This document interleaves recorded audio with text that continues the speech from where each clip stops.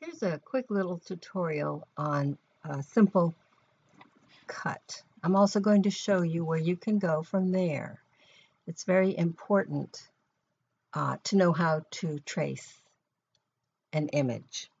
Now I'm at 1 Kings Lane. I don't recommend that you do this because this probably has some copyright attached to it, but for purposes of this lesson, I thought this image was a pretty good one. So what I've done is I'm on the page showing this painting, which is a nice black and white image. Black always traces easier, but it doesn't mean you cannot trace other colors as well. The more contrast, the better. So I'm going to hit my Windows button and get the snipping tool, and that's what I had before, so I'm going to hit New. And since the screen is all fuzzy, I know now that I can select the area that I want to clip. So I'm going to clip this area, and I'm going to hit copy, hit my button again and go to my Silhouette Studio and go up to here, way up here, and hit paste. Okay, there it is. That's the image I would like to trace, and it's a pretty nice one. So I go up to my I'll unclick this and go up to my, now it says low resolution, and I usually ignore that because it's a good enough image to trace. Okay, select trace area. Now what I'm going to show you, I'm going to trace this gray area down here just so I can show you how you can get rid of that. So I'm going to select the trace area, and I'm going to uncheck the high pass filter over here. I'm going to move the threshold wherever I think it's best. Now I will warn you that if you go all the way out, that is certainly not best. So sometimes I will really go close. And when I see it getting the level of definition I want, see, this would not be good. Sliding this threshold slider bar, and there's no magic number that makes it perfect, but I'll stop about 73.8. It's not perfect. It will be different on every image that you trace. So you really want the lines to be smooth as possible. So then I'll go up here and click the trace button. I will zoom out again and move the image that I traced. I no longer need that, so I could delete it. Now here's where I wanted to show you what happens if you get bits that you don't want. And in this case, I did. So what I'll do is go up to Object and Release Compound Path. And that makes every little separate bit visible and editable. So I'm going to go a little closer. See, I don't want these two bits, so I will select them and hit the delete button. Don't want that little bit, delete.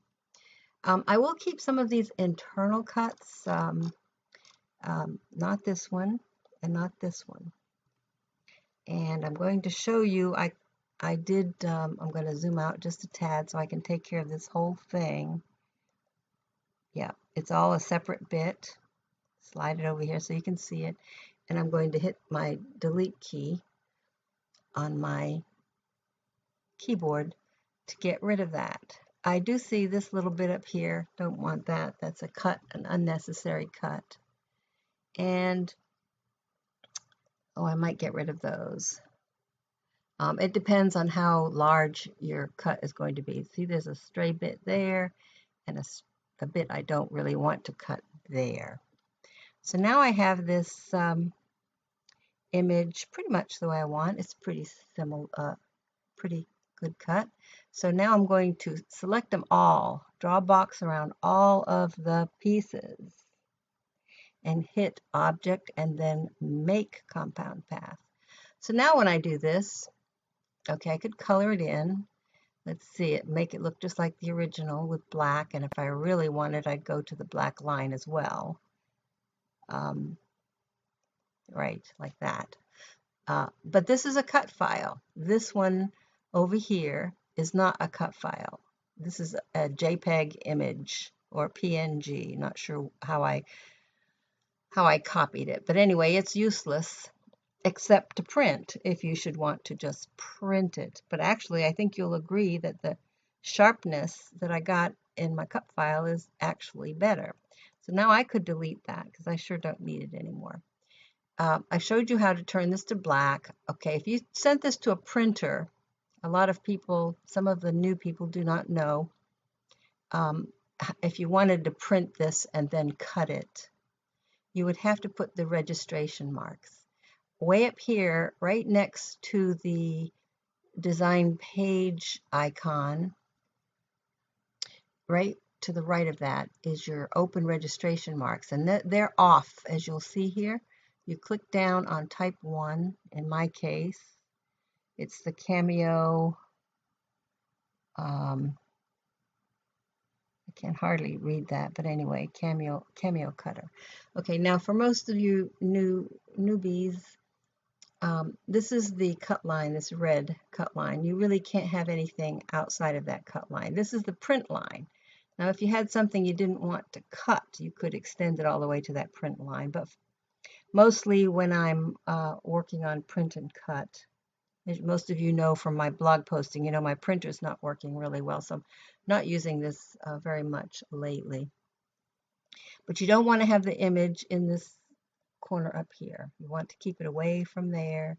You can put it as close to that cut line as you need to, and pretty much go up to File. If you wanted to do a print and cut, obviously I would fill up the whole page with maybe copy this image and paste it in smaller versions or whatever. And it would print, of course, in black. But you would, if you wanted to print it at this point, you would just hit File and Print and send it to your printer.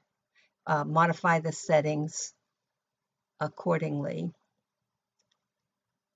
Print it high quality, I would.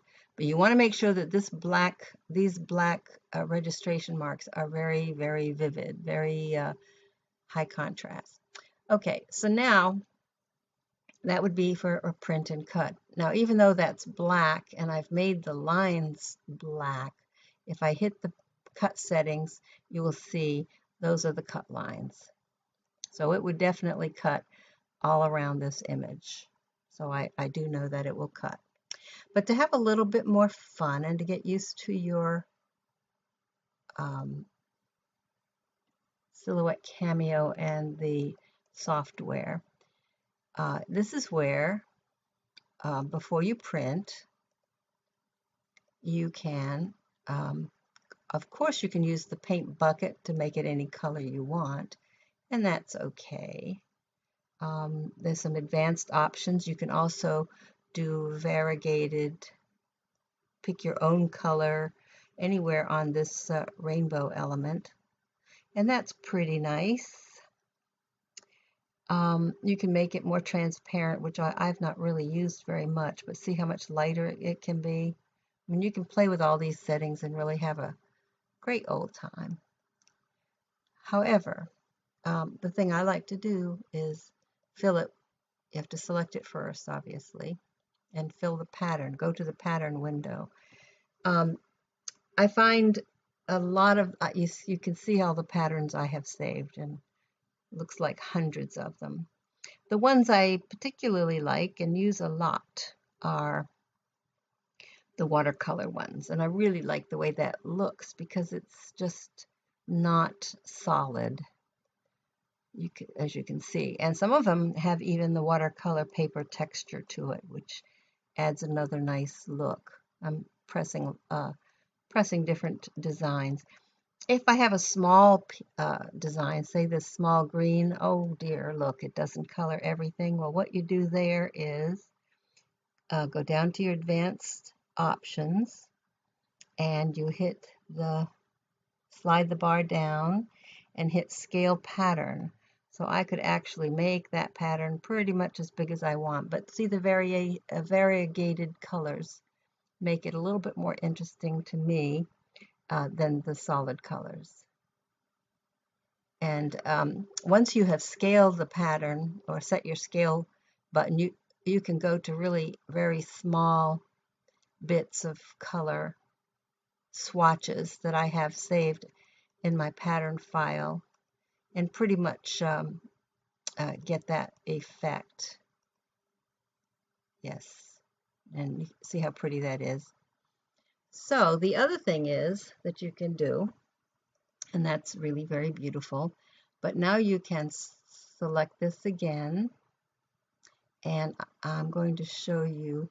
You go up to this effects window up here and hit Colorize, and you can actually change the color that way.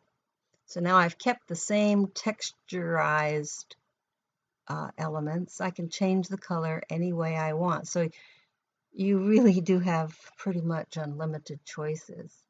The thing to remember is when you pick a color and you pick an action up here like Colorize, you have to hit Apply Effects and before you apply the next effect. Now, suppose I want to go down to Gamma and make that a darker color.